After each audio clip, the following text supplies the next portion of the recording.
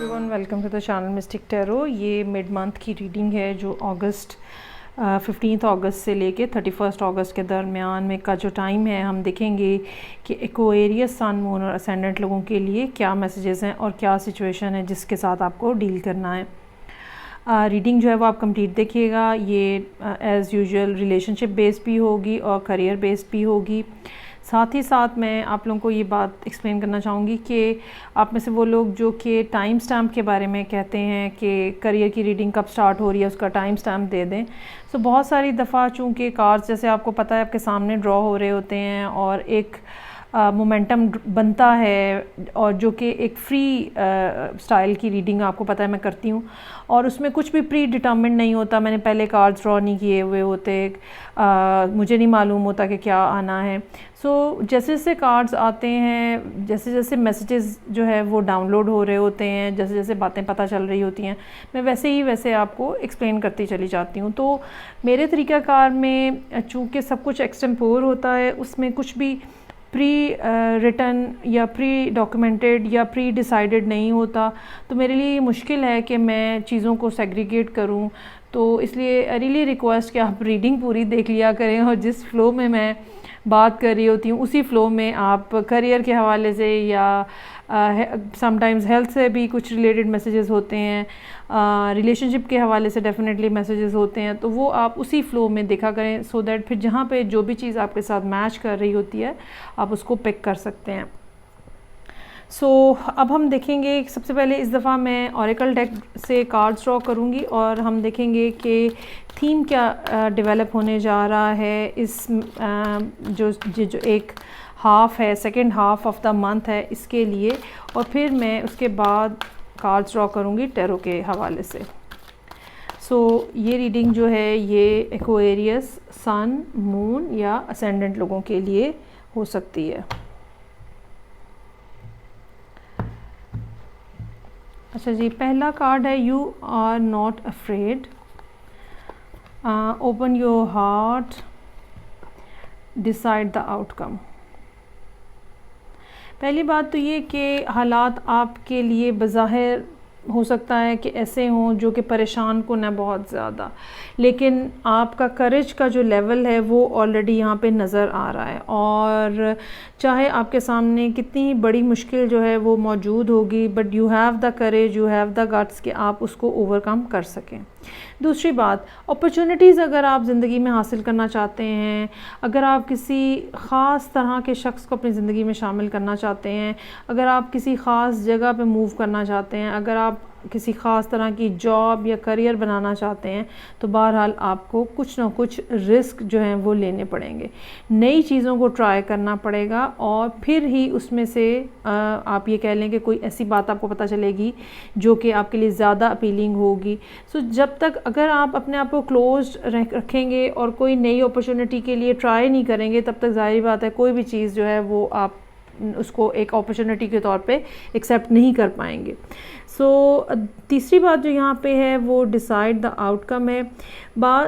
तरीक़ाकार क्या होता है कि हम सोचते हैं कि ओके इस किस्म का काम करेंगे हम और फिर ऐसे करेंगे और फिर, लेकिन एक दूसरी बात जो है वो दूसरा तरीक़ाकार जो है वो ये होता है कि आप पहले ही डिसाइड कर लेते हो कि मेरा एम क्या है या मेरी डेस्टिनी क्या है या मेरा मिशन क्या है, और फिर उसके बाद आप अपना ध्यान सिर्फ उसी पॉइंट के ऊपर फोकस रखते हो जहाँ जिसको आपको अचीव करना है। आप रास्ते के ऊपर गौर नहीं करते हो, आप रास्ते में आने वाली मुश्किलात की वजह से घबराते नहीं हो, क्योंकि आपकी नज़र जो है वो कहीं और ठहरी हुई होती है, वो किसी और पॉइंट को देख रही होती है। यहाँ पे वो टाइम पीरियड है जिसमें जो काम आपको करने हैं उससे उस काम को स्टार्ट करने से पहले या उस रिलेशनशिप को स्टार्ट करने से पहले आपको अपने जहन में आउटकम रखना है कि आप अचीव क्या करना चाह रहे हैं। जो आप अचीव करना चाह रहे हैं उसके हिसाब से आपको स्टेप लेने होंगे।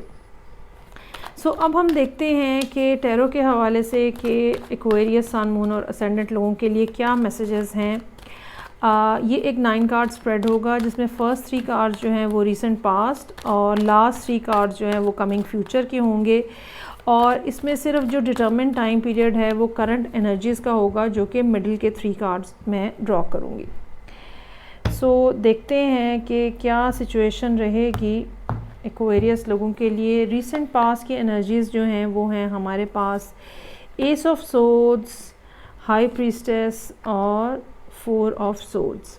कहीं ना कहीं किसी न किसी जगह पे इस तरह की सूरत हाल रही है कि आपको कोई बात कही गई है, बताई गई है, समझाई गई है, कन्वे की गई है, किसी तरह से पहुंचाई गई है, और उसके बाद बात कहने वाला शख्स जो है वो खामोश हो गया है, और वो भी खामोश हो गया, आप भी खामोश हो गए। एक ट्रूथ है जो आप दो लोगों के दरमियान में मौजूद है। एक तरफ आप ख़ुद हैं जो आप एयर साइन हैं, और दूसरी तरफ कोई भी वाटर साइन हो सकता है, कैंसर, पाइसेस या स्कॉर्पियो।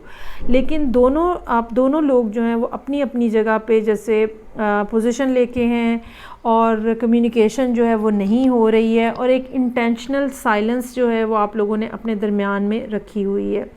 ये कोई नया पर्सन नहीं है, इस पर्सन को आप ऑलरेडी अपनी ज़िंदगी में जानते हैं, पहचानते हैं, लेकिन जो बात कही गई है, जो इजहार किया गया है, जो एक्सप्रेस किया गया है, उसके बाद का कुछ ये सिनेरियो जो है ये बना हुआ नज़र आ रहा है। ये पर्सन जो है ये काफ़ी वेल इक्विप्ड नज़र आ रहा है। इसको जैसे ये पर्सन बहुत ज़्यादा फोर्स ही कर सकता है चीज़ों को। ऑन द अदर हैंड आप पिछले कुछ अरसे से, ख़ास तौर पे ये अप्रैल का टाइम हो सकता है, तो आप पिछले कुछ अरसे से चीज़ों के ऊपर सोच विचार करते हुए नज़र आ रहे हैं। ये जो बात आपको पता चली है, ये जो बात कही गई है, उसके हवाले से आप अपने अंदर जो है वो कुछ ना कुछ एक थिंकिंग पैटर्न है या थिंकिंग प्रोसेस है जो चल रहा है। अब देखते हैं कि अगस्त के सेकेंड हाफ में क्या सिचुएशन रहेगी। सो 9 of cups, oh wow, S of pentacles, ओहो, एस ऑफ वॉन्ड्स, ज़बरदस्त जी। कहीं ना कहीं कोई ना कोई ख्वाहिश पूरी होती हुई नज़र आ रही है। कोई डिज़ायर है जो कि मौजूद है, जो कि शायद दबी हुई है, जिसको अभी तक शायद एक्सप्रेस नहीं किया गया। कोई ख्वाहिश ऐसी है जो कि जिसके लिए कोशिश की जा रही है, और ये एक बहुत ही कोई पैशनेट, मतलब एक हिडन किस्म का पैशन हो सकता है जो कि यहाँ पे नज़र आ रहा है।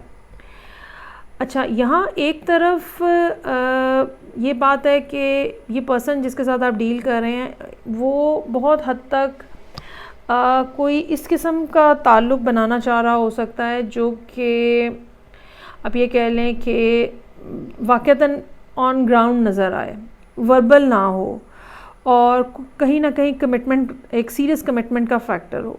लेकिन आप जो सोच विचार कर रहे हैं, आप जो एक पैशन ऑफ़र कर रहे हैं, मतलब ये कि आप दोनों की ख्वाहिश है, दोनों की डिज़ायर है एक दूसरे के लिए, लेकिन अपनी अपनी रिक्वायरमेंट, अपनी अपनी अप्रोच टुवर्ड्स द थिंग्स, और साथ ही साथ अपनी अपनी जो आप क्या चीज़ आप प्रेजेंट कर रहे हो दूसरे को, ठीक है, और आपके लिए प्रायोरिटी किस चीज़ की है, इस बात में फ़र्क नज़र आ रहा है।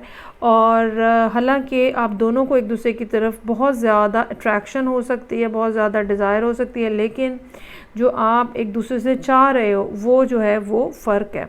लेकिन मुझे लगता है कि इन 15 दिनों के अंदर कोई ना कोई बात जो है आप लोगों के दरमियान में फ़र्दर क्लियर होती हुई नज़र आ रही है। 3 एसेस ऑलरेडी यहाँ पे मौजूद हैं, S of swords, S of pentacles, S of wands, 3 चीज़ें ऑलरेडी मौजूद हैं। अब जो रिमेनिंग एस बाकी है वो एस ऑफ कप्स है। और इसमें अच्छा, इसमें एक चीज़ मैं ये ज़रूर कहना चाहूँगी कि मोहब्बत का फैक्टर बेसिकली अभी तक अगस्त के एंड तक मोहब्बत का फैक्टर जो है वो मिसिंग है।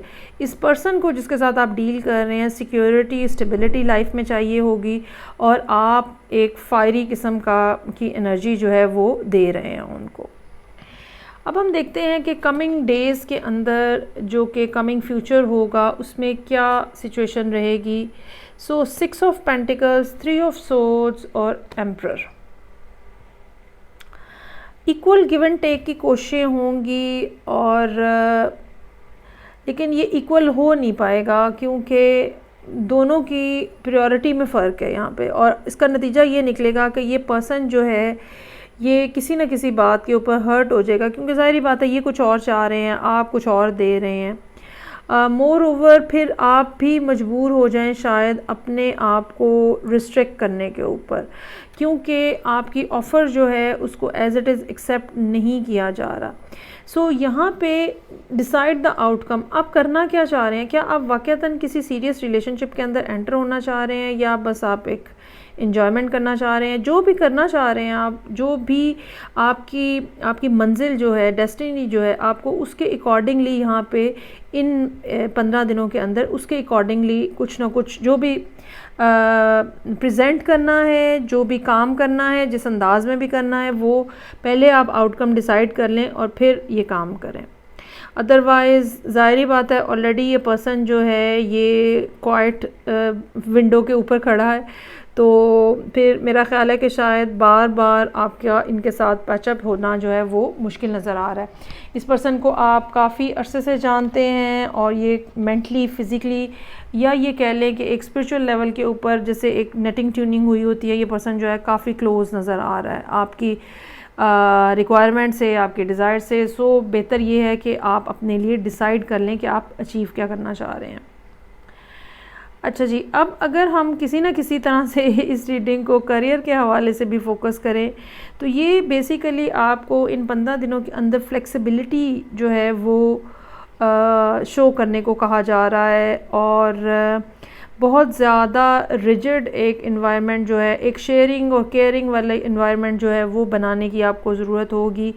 ये भी हो सकता है कि ये आपका वो पार्टनर हो जो कि आपके बिज़नेस के अंदर फाइनेंस जो है वो उसको मेंटेन कर रहा है, लेकिन चीज़ों का कंट्रोल जो है, फिर ये अगर करियर के हवाले से, बिज़नेस के हवाले से ये रीडिंग आप देख रहे हैं, तो मैं ये ज़रूर कहना चाहूँगी कि अथॉरिटी कौन होगा बिज़नेस के अंदर, डिसाइसिव अथॉरिटी कौन होगा, ये एक ऐसी बात होगी जिसके ऊपर नाराज़गी हो सकती है या मिसअंडरस्टैंडिंग हो सकती है। और डेफिनेटली हो सकता है कि आप बिल्कुल वो पार्टनर हो जो सब काम कर रहे हैं, और दूसरा पर्सन जो है वो हो जो कि स्लीपिंग पार्टनर है लेकिन इन्वेस्टर है, और अल्टीमेटली डिसाइसिव अथॉरिटी कौन है उसके बारे में थोड़ा सा प्रॉब्लम जो है वो नज़र आ रहा है। अगेन यहाँ पे हम इसी कार्ड पे वापस जाएंगे, डिसाइड द आउटकम। क्या करना चाह रहे हैं आप, निकालना क्या चाह रहे हैं इस सारी सूरत हाल में से, अचीव क्या करना चाह रहे हैं, पहले ये डिसाइड करें, फिर अपने फर्दर फैसले जो हैं वो देखें। ये थी रीडिंग जो कि एक्वेरियस, सन, मून और असेंडेंट लोगों के लिए थी। आई होप आपको रीडिंग अच्छी लगी होगी। फ़ीडबैक का मुझे इंतज़ार रहेगा। नेक्स्ट रीडिंग तक के लिए अपना बहुत ज़्यादा ख्याल रखिएगा और मुझे भी अपनी दुआओं में याद रखिएगा। तब तक के लिए इजाज़त दें। खुदा हाफिज़।